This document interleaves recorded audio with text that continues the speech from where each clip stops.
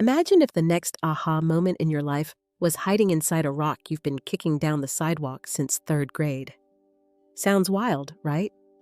But here's the kicker. The same crystals powering your smartwatch's heartbeat sensor just might help steady your own pulse on a crazy Monday. No, I'm not talking fairy dust. Think physics, history, and a dash of mindful magic, all bundled into glimmering little time capsules billions of years old. Stick with me for the next few minutes, and I'll show you how to spot a legit stone from tourist trap glass, why scientists are quietly fascinated by quartz frequencies, and how one tiny piece of purple amethyst could turn your 3 p.m. slump into a creative surge. Ready to find out if these minerals are more than Instagram props? Let's crack this mystery wide open, starting now. First, the basics.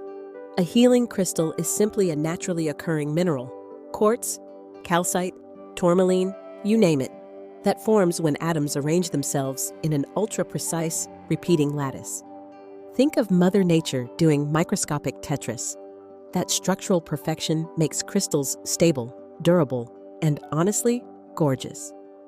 But humans have always looked past the glitter. Mesopotamians carved lapis amulets for royalty. Ancient Egyptians lined tombs with carnelian scarabs around 3000 BCE.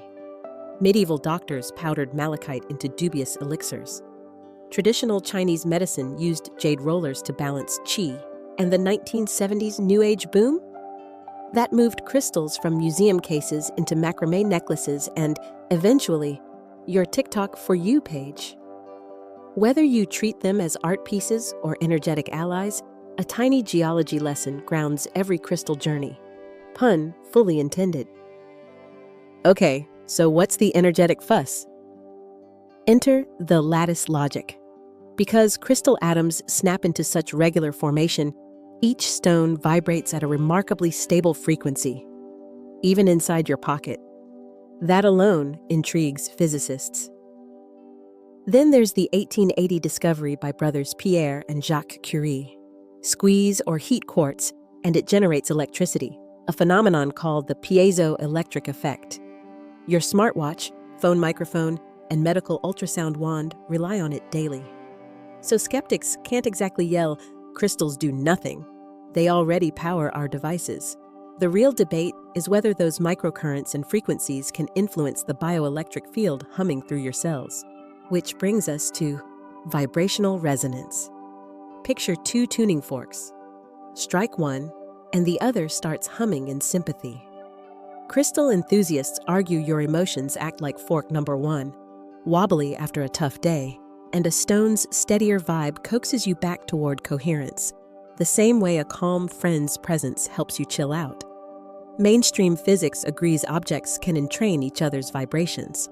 What's unproven is whether an amethyst palm stone truly lowers anxiety levels. A 2001 study led by psychologist Richard Wiseman had volunteers meditate with either real quartz or glass lookalikes. Most reported warmth, tingling, or calm regardless of authenticity.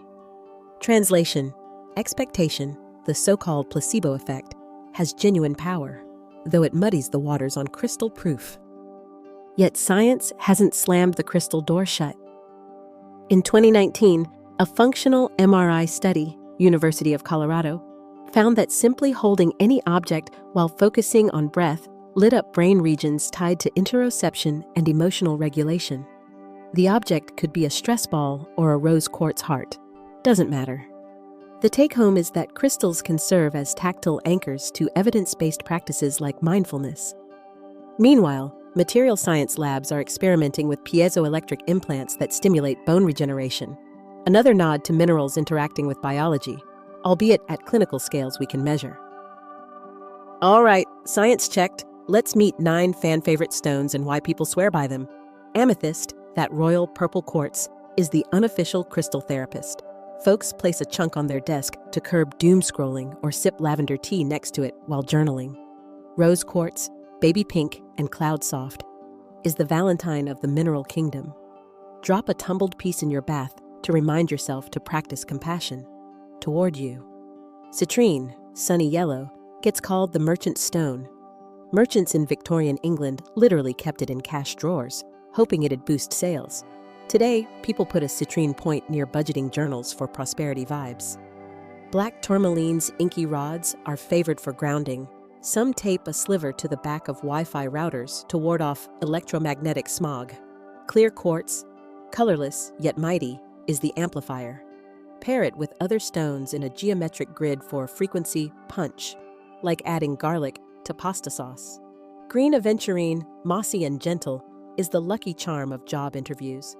Selenite, milky white and satin soft, acts as a self-cleaning lint roller for energy. Wave a wand around your aura after tense meetings. Lapis lazuli, with gold pyrite flecks, has been a symbol of truth since Cleopatra's eyeliner. Place it on your forehead during meditation to spark dream recall. Finally, carnelian glows orange like a campfire and is the go-to for creativity. Some musicians perch it on guitar amps while composing. Now, let's translate crystal theory into action. Strategy number 1. Meditation partners. Hold a stone in your non-dominant hand. Tradition says that's the receiving side. Match color to chakra if that speaks to you. Blue sodalite on the throat chakra, for example. 2. Wearable reminders. A necklace keeps a stone close to your heart. A bracelet turns every wrist glance into a micro check-in with your goals. 3. Crystal grids. Arrange stones in patterns like the flower of life. Center stone as focus, surrounding stones as the supporting cast. Charge the grid with a spoken affirmation and leave it for a full lunar cycle. 4. Elixirs. If a stone is chemically safe, think quartz, amethyst, you can place it directly in water. For toxic minerals like malachite or pyrite, use the indirect method. Seal the crystal in a glass jar, then submerge the jar in water overnight. Always label and refrigerate, use within 24 hours. 5. Home feng shui. An amethyst cluster near electronics softens aesthetics. Citrine in the wealth corner, far left from the front door, feels like a piggy bank upgrade.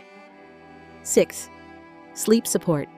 Tuck a moonstone palm stone under your pillow as a tactile cue to write a gratitude list instead of doom scrolling at midnight. Quick pause for the pragmatists. How do you source crystals responsibly? First, authenticity. Aura quartz, in neon rainbow hues, is probably clear quartz coated with titanium. Totally fine if you love the look, just don't pay natural rarity prices. Second, ethical mining. Reputable sellers list country of origin and fair trade certifications. Malagasy quartz often comes from worker-owned co-ops, while unregulated mines risk dangerous labor practices. Third, eco-packaging. Ask vendors to swap plastic foam peanuts for recycled paper or glassine bags. Fourth, go local. Rock hounding clubs offer field trips where you dig your own agates, zero cargo ship emissions, and a great picnic story. What about crystal care? Most stones appreciate a quick rinse under running water, but selenite dissolves faster than sugar in hot tea, so skip the faucet for that one. Smoke smudging with sage or Palo Santo resets energy without harsh chemicals. Moon baths, placing stones on a windowsill during full moon night, are like gentle solar panels but go easy on amethyst. It fades in sunlight. Sound baths with a singing bowl or tuning fork shake off energetic debris in seconds. Frequency matters. New stone, cleanse immediately. Heavy emotional use, like crying into rose quartz after a breakup, cleanse weekly. Display pieces that rarely move, monthly is plenty. Before we wrap, let's bust 4 persistent myths. Myth 1. Crystals cure diseases outright. No peer-reviewed study supports replacing medical treatment with stones. Treat crystals as complementary tools, not miracle pills. Myth 2. Bigger equals stronger. Frequency stability doesn't depend on size. A thumbnail sliver can resonate just as consistently as a museum geode. Myth 3. You must be gifted your first crystal. That tradition arose in 20th century metaphysical circles, not ancient scripture. Buying your own speeds things up and supports legitimate artisans. Myth 4. All stones love sunlight. Nope. Amethyst, rose quartz, and aquamarine fade under UV, while opal can crack. Always check a durability chart before sunbathing your gems. Now for our gentle conclusion. Crystals weave geology with human imagination. They're 4 billion-year-old fragments of star debris that survived tectonic upheavals, emperors, and conquistadors, and still ended up in your hand. Whether you slide a slick hematite into your pocket for confidence, build a moonlit grid as living room art, or simply leave a quartz cluster by your router because it looks cool, remember, you supply the intention.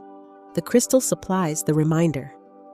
Modern research tells us that intention plus mindfulness can reshape the brain. Crystals can be the physical cue that keeps you on course. If piezoelectricity powers your smartwatch, maybe vibrational stability can power your self-care routine. So here's your actionable takeaway. Pick one stone that genuinely sparks curiosity.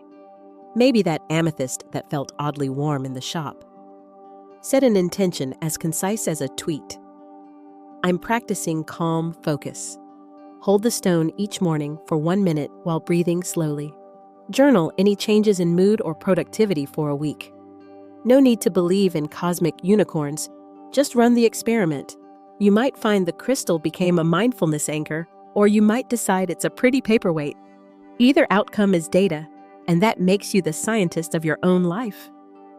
Drop your questions, aha moments, or skepticism in the comments. I read them all. Hit subscribe if you want more myth-busting, evidence-mixing wellness deep dives. And if today's chat cleared up the commotion around crystals, even a little, give this video a like. Now go forth, sparkle responsibly, and I'll see you in the next one.